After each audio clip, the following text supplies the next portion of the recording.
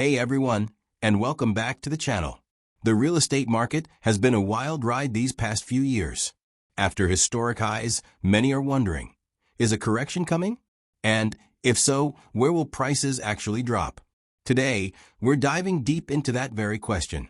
We'll explore the economic indicators and market dynamics that suggest a cool down is on the horizon for some regions, and we're pinpointing the states where real estate prices will fall. If you're looking to buy, sell, or just understand the market better, this is essential viewing. Let's get into it. First, it's crucial to understand why prices might fall. We're not talking about a nationwide crash, but rather a targeted correction in specific areas. The primary drivers for potential declines typically include rising interest rates, which directly impact affordability for buyers. When rates go up, monthly mortgage payments increase, even if the house price stays the same, thus reducing buyer demand. Another key factor is oversupply of new homes in certain markets. While some areas desperately need more housing, others might have built too much, too fast, outpacing demand. We also look at local economic conditions, such as job losses or a slowdown in major industries, which can reduce the pool of potential buyers.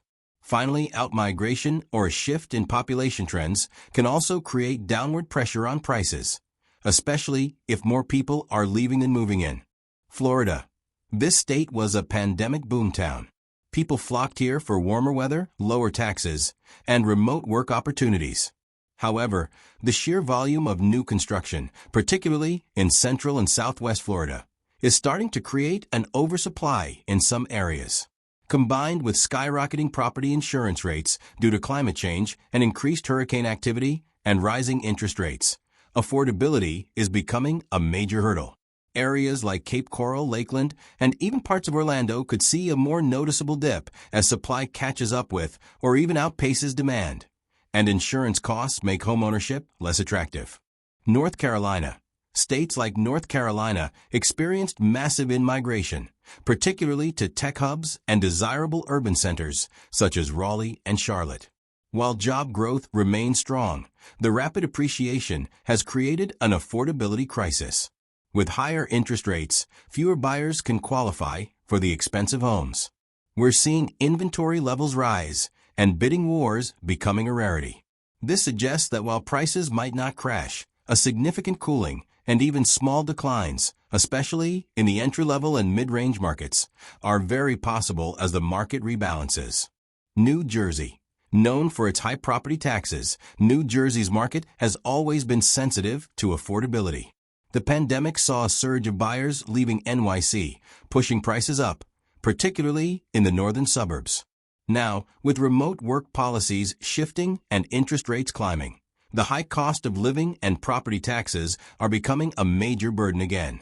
Areas that saw the biggest influx of NYC commuters might experience the sharpest pullbacks as demand wanes and affordability becomes the primary concern. Arizona.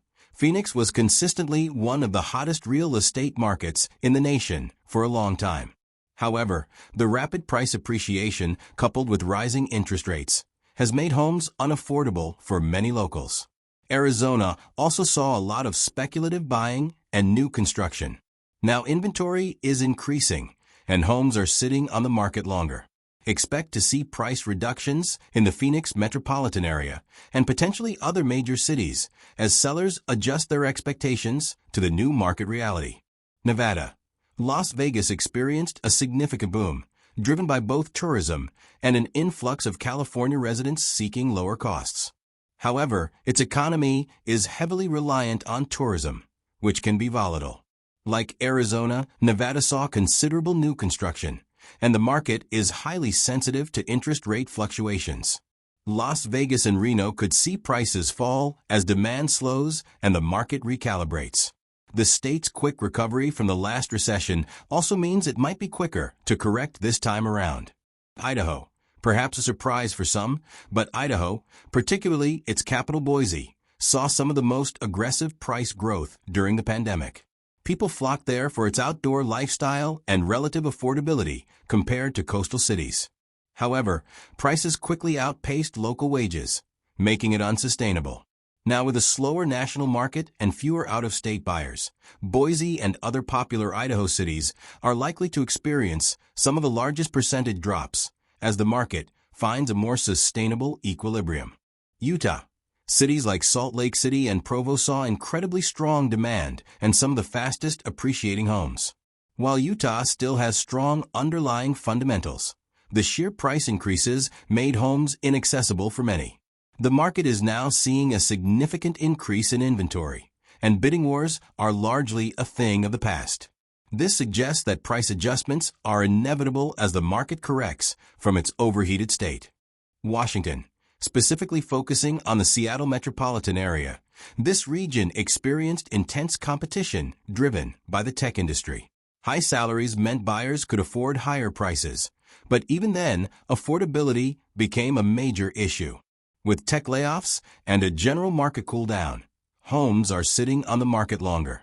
While Seattle is unlikely to see a dramatic crash due to strong long-term fundamentals, modest price declines are very probable, particularly in the most expensive segments and in areas that saw the quickest appreciation. Oregon. Similar to Washington, Oregon's real estate market, especially in Portland, saw significant growth.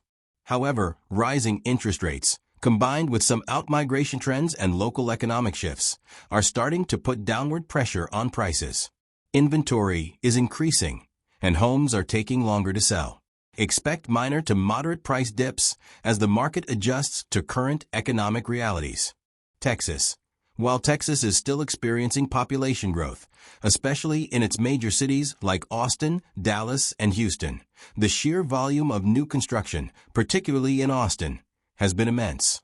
Austin, in particular, saw explosive tech-driven growth and price increases. Now, as tech companies face headwinds and interest rates rise, the oversupply in some Texas markets is starting to impact prices. Expect price stabilization or slight declines, especially in areas with a lot of new inventory. Colorado. Denver and other Colorado cities became incredibly popular, pushing housing costs to unprecedented levels. The state's attractive lifestyle drew many, but the market became severely unaffordable.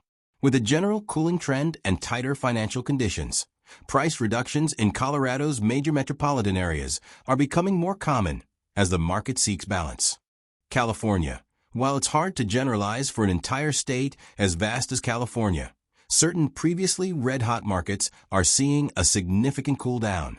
Areas like Sacramento, Riverside, and parts of Southern California's Inland Empire that saw massive price jumps due to people moving out of pricier coastal hubs are now more vulnerable. High interest rates are simply pricing out most buyers from these already expensive markets, leading to price corrections and increased inventory. Massachusetts. Boston and its surrounding areas are consistently expensive. However, the market saw an incredible surge in demand during the pandemic. Now, with the tech sector facing some challenges and mortgage rates impacting buyer budgets, even a strong market like Massachusetts could see modest pullbacks in certain segments, particularly the upper end or properties that were previously subject to aggressive bidding. Tennessee. Nashville, in particular, has been a magnet for growth and investment. However, the rapid influx pushed prices up very quickly. While the economy remains strong, the pace of appreciation is unsustainable.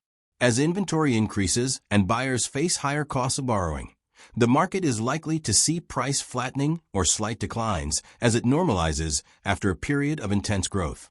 So, while a nationwide real estate crash seems unlikely, it's clear that specific markets are poised for price adjustments and declines. These shifts are a natural part of market cycles, driven by factors like interest rates, supply and demand, and local economic health. If you're a buyer, these areas might present new opportunities. If you're a seller, understanding these trends is key to setting realistic expectations. What are your thoughts on these predictions? Are you seeing price drops in your area? Let us know in the comments below. And if you found this analysis helpful, please like, subscribe, and hit that notification bell for more insights into the ever-changing real estate market. Thanks for watching, and we'll catch you in the next video.